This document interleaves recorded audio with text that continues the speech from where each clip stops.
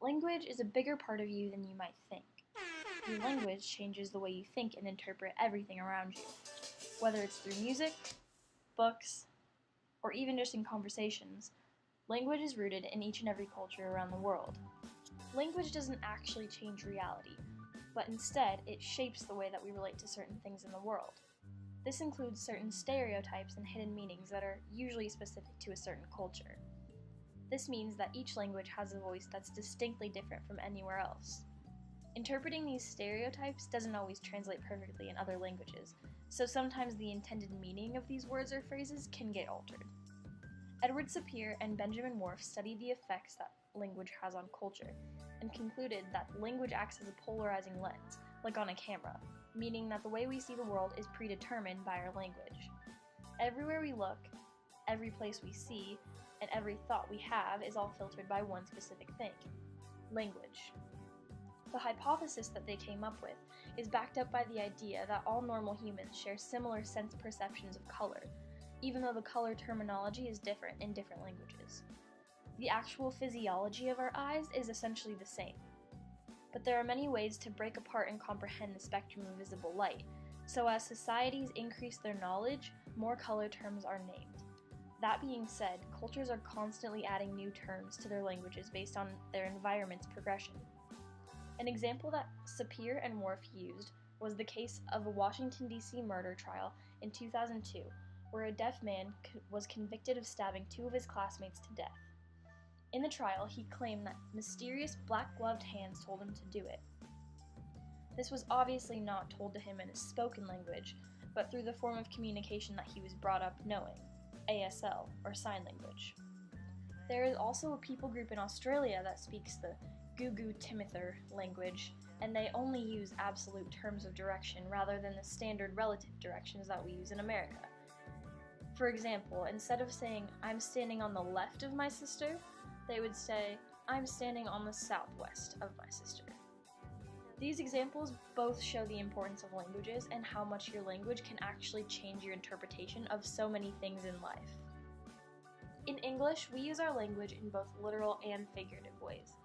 For example, in America, we tend to use phrases like, "It's raining cats and dogs," which doesn't actually mean that there are literal cats and dogs falling from the sky, but it actually just means that it's raining really hard.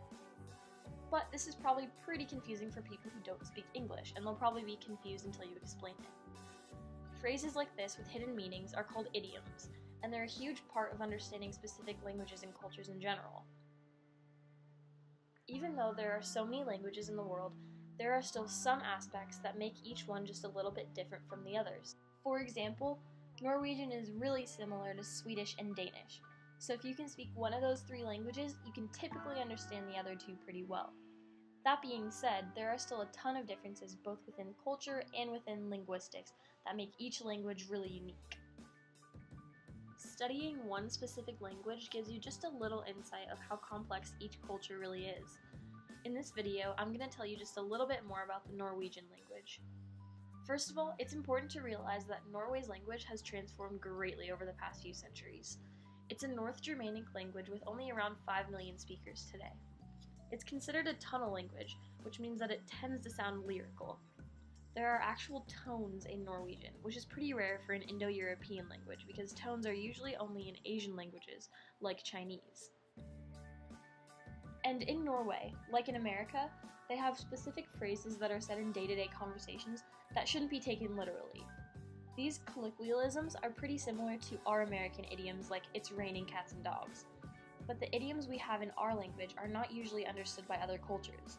Norway is the same way with their phrases because we would probably need an explanation to really understand what they mean.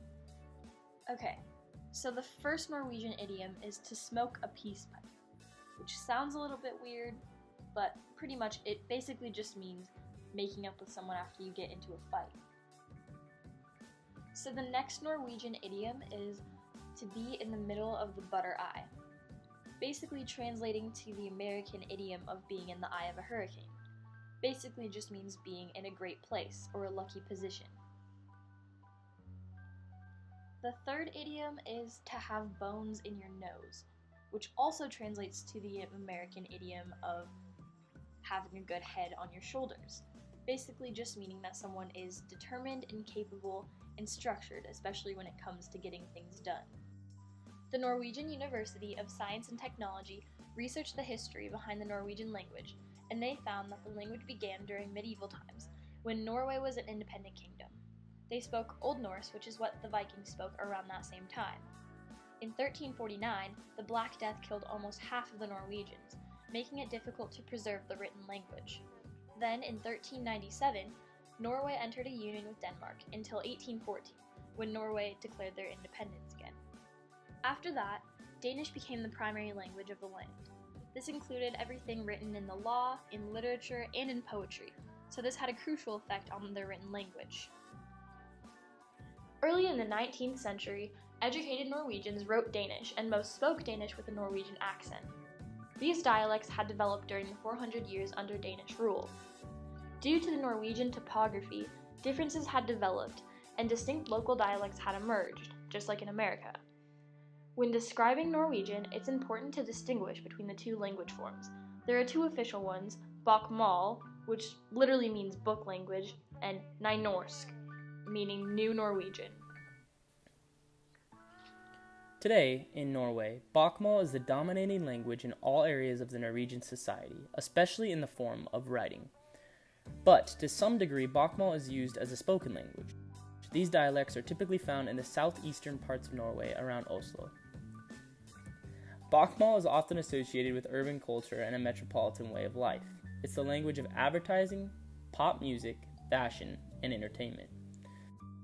Nynorsk expanded into World War II when it was used by about 1/3 of the population. However, today only about 10 to 15% of the population use Nynorsk. Nynorsk is often associated in a more traditional sense regarding regional or local cultures. According to Majerano and Simonsen, if someone writes in Nynorsk, they typically are very loyal to their roots and local values. Nynorsk has a weak position in technology, economy, and popular culture.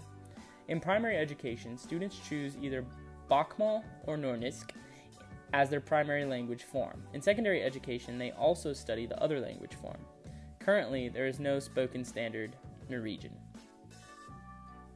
This means that students may come to speak a form of Norwegian that is very different from the dialect where they are living. Birgit Broch-Utni, a professor at the University of Oslo, studies international higher education, and he says that it is very common for universities in Norway to have English-speaking professors. So, classes and meetings are held in English. Because of this, the Norwegian people are forcing the deterioration of their own language, and it is slowly starting to affect their entire culture as a whole. Knowing all this about one specific language is good because it's important to always remember the value of individual languages and to recognize the culture that your language embodies in you.